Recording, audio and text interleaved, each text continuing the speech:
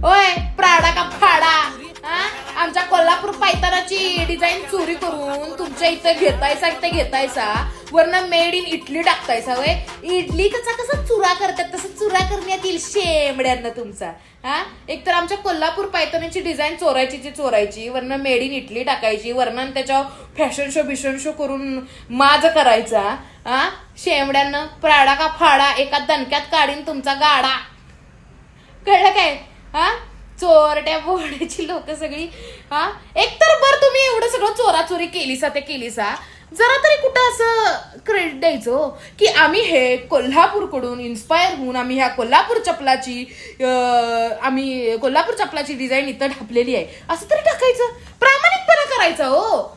म्हणजे बरोबर आमच्या इंडियातली लोक तेवढी तर प्रामाणिक तरी आहेत, नाही तर तुम्ही. त्याचा अर्थ का नाही तुमच्याकडे चांगले डिझायनर नाही आहेत म्हणून तुम्हाला का नाही कोल्हापूरच्या आमच्या पायतानाची का नाही डिझाईन चोरायला लागली.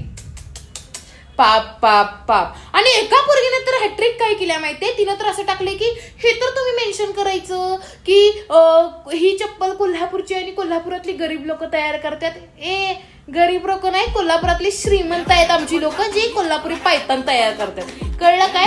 गरीब असला शब्द वापरायचा नाही. बाकी तुम्हाला जे काय कॉन्टेंट करायचं करा, कारण आमची कोल्हापूर चप्पल करणारी लोक ही श्रीमंत आहेत म्हणून कोल्हापुरातली पायतान ही ब्रँड आहे. कळलं काय? कोल्हापूरकर विषय हार्ड.